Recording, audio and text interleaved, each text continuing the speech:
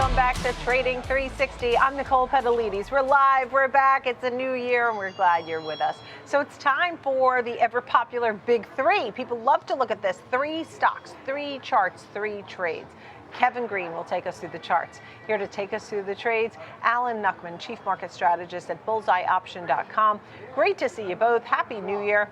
So before we start looking at the specific names, Alan, how are you feeling as we kick off a new month and a new year? Bit of a pause in December, as Teddy had talked about, but there's going to be some great opportunities. It's definitely going to be a stock pickers market with a new administration this year, so it should be a lot of excitement. And again, the key is having the discipline to take advantage of it, because there are going to be a lot of, how should we say politely, separation, I would think, in the individual stocks versus the macro market, as we've had just mainly the macro market move in the last couple of years. Understood. So where did you come up with Coterra Energy? Why is this one on your radar today? Well, I still think, and I've been disappointed over and over, but I'm a limited risk options trader in these energy stocks. So I'm starting to see some life in crude, and especially natural gas broke out to the upside last week. And natural gas has a lot of room to move. In crude oil, we can get above the $73, and then we can get to 75 rather quickly, and then that's the midpoint of the action for the last couple of years. So there's a lot of potential there because nobody believes. So this used to be Cabot Oil. This is a stock that's been trading between 20 and 30 for years, between 23 and 29 here for the year. So we're at the 26 midpoint, which is important. But what I follow every week, we talk about this, is the money flow. There's leverage long accumulation in options in this stock. So someone's building a position here. So that's a very positive, smart money sign. And it's a stock that's got a PE of 15. So it's an undervalued stock. The way I'm looking to play it here is an April 23 call, again, the bottom of that range, trading for about 350. It's got 3 months of time. It's $3 in the money. And if we get up to that 29 level, which is the top of the range again, then this option will gain nearly 100%. Okay, and the money flow is key. Let's see what Kevin has to say. Happy New Year, Kevin Green. Good to see you. Happy New Year. Yeah, if you're kind of looking at the stock setup, I mean, earlier last year around April, we did see a consolidation pattern or this bearish descending channel pattern taking place here. And we did see a break of that happening at around August of this year, of last year now, where it did actually create and develop this inverse head and shoulders pattern. That's where we actually see the head of that inverse head and shoulders sitting at around $22.30 back in early September, came back, tried to retest, and then we broke out higher. Now, if we actually extend that channel that I was talking about earlier in April, and you can continue to move it over here, this is where we actually saw an area of resistance. In November, we saw the stock hit around $27.60, backed off, and now we actually saw a break lower of that 200-day moving average. But today, it's above the 200-day, trying to hold it for right now. And what you would like to see is actually some follow through, a breakout to the upside, getting above that $27.30 level. And that's probably where you could see, once again, kind of getting towards $28.50, $29 here. If you do see a breakdown,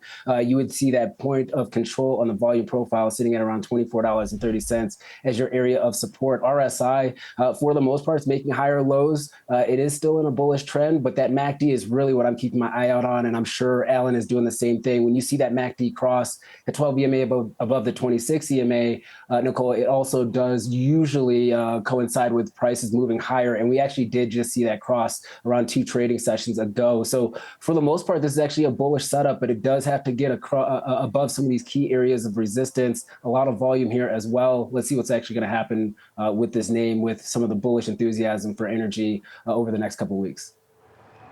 Right, understood. Thank you for that. Great charts too. Alan Knuckman, final thoughts here. CTRA at 25.84 today. Well, it's one stock that hasn't participated in the rally and it's been sideways for a long time.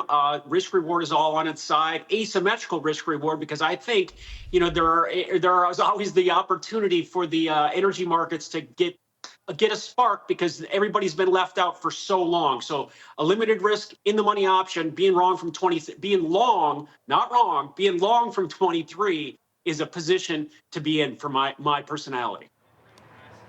Right. Okay. We get it. And your personality is a lot about how you trade, exactly. Right? You got to know your personality. I think that's such a big part of it.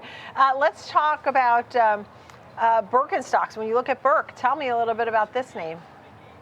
I don't know anything about the name, to be honest with you, but I see the chart, and that's really what I focus on. Again, it's about money flow, the money flow accumulation. Someone's been positioning in options on the long side with big positions, so they obviously have a very strong bullish opinion.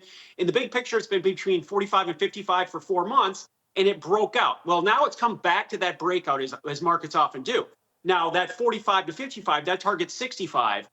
So it's coming back. So I'm leaning on that 55 level of support, looking at, I think I typed in the wrong option for you. So I think I want to be looking at the 50 call, which is in the money further than the 55. So it's an April 50 call. We're trading at 57 and a quarter. So it's $7 and some in the money. Trade for about 9. So it's got 3 months of time. That'd be 3, sorry. 3 months of time, and gives us right to be long from that 50 level, which is significantly lower than we're trading right now. Okay, got it. And thanks for the clarification on that. It's at $57 today. What do you think about the charts and the technicals, Kevin? Well, the chart's pretty erratic if you're kind of looking at the price action over last year, and rightfully so. It IPO'd in October 2023, so you're still really trying to find the right valuations and get the right price action before the stock probably settles out here. But we are actually at the upper end of that range, and if you kind of look at this breakout to the upside, we saw a move above that 200 period moving average back in late November, and it's really trying to sustain that right now. The 20 period moving average is really what's being tested, and that's what you want to be able to hold if you're a bull in this name in order to try to get back up to around $64.70. But if we do get a breakdown, the 200 period moving average sitting at around 51.40 is going to be your first area of support. And if we have any further of a breakdown here, $45.50 going to be a key area to focus on. RSI does show that momentum is waning for this name right now, and the MACD actually did just have a bearish cross, 12 EMA below the 26.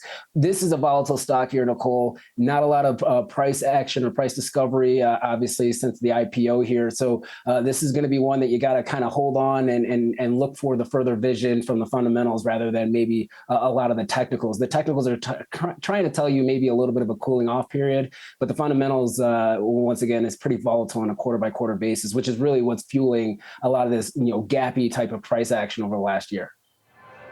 Yeah, and look, I mean, it managed to make that comeback after that big gap down, and is clawing its way back. I think that impressed folks too, right? The 3 months of 20% gain. Alan, final thoughts here. Yeah, filling that gap was a very, very strong sign after that double bottom, and they tested and rejected that low. So that's a very strong sign. But like Kevin said, we've only been trading this stock for 2 years, but it's been between 40 and 60. So 50, again, that 50 strike is the midpoint. So that's a very solid level to lean on. We had the breakout. Now we need to see a secondary move to confirm that. And like we just said, 64, 65, this option gains 60 or 70%. So it's, again, multiplication of a small move in the underlying stock. Okay. Last but not least, we're taking a look here at SLV, silver, the ETF. We were watching gold at new highs. Silver also hit some new highs, but has pulled back since that mid-October level high. Tell me a little bit about where you think this could be headed and why. Well, silver, if you adjust all-time highs for inflation, would have to get to $50 or more just to adjust for that price. Whereas gold's already done that and continues to make new inflation-adjusted highs. In the last 2 years, gold is up about 45% and silver's up 22%. So I've been looking for a little bit of rubber band snapback. Silver's at 27 SLV. It's been mostly between 25 and 30 now for 9 months. The breakout of this target is 35. And we've come back to this 200-day moving average, and it's making kind of a base here. Looking at the April 25 call, at the bottom of that range, trading for about $275, a rather inexpensive option, but it's $2 in the money. And for this to get to 29 or 30, the option would gain about 100%. Interesting. Okay, so let's see what Kevin has to say about the charts, the technicals. Please, Kevin. Yeah, if you're looking at SLV, the longer-term trend is definitely to the upside here. We actually saw a lot of enthusiasm in the middle of 2024 when it came to silver in general, just a lot of the industrial as well as precious metals. But we did see a failed cup and handle pattern here. It really started off in May. We had that move to the downside, came back, tested around $24.50, kind of moved up higher, hit $31.80, and then we kind of failed. And now we are below that 200 period moving average here. I think your first area of resistance is going to be $28.28. That's your volume point of control over the year here. But you can make a case that if we do break above the 20 period moving average, try to reclaim that 28-ish area, that you could actually get a nice little move back higher. And if you do test 3180, it's not outside of the realm of silver to do so. If you kind of go through past cycles for silver, you usually double tops or triple tops before completely failing to the downside. I also put a Fibonacci retracement level here, going from those lows of $20.07 back in January of last year to the highs of $31.80. And you can actually see some confluence when it comes to the strikes that the strike that Alan's picking out. The 50% retracement level sitting literally at around $26, almost $26 even, and the 61.8% retracement sitting at around $24.61, which you could see some buyers stepping in.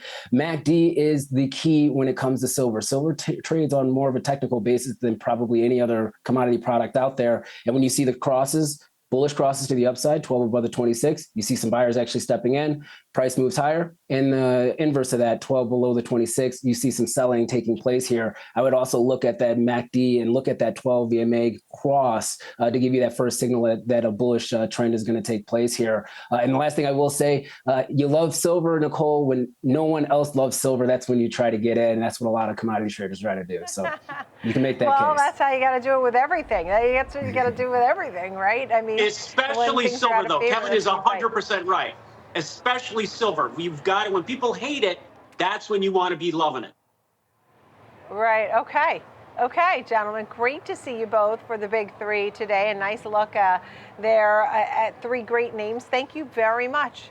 And Alan Knuckman of bullseyeoption.com and Kevin Green there. Happy New Year and our first big three of 2025. Many more to come.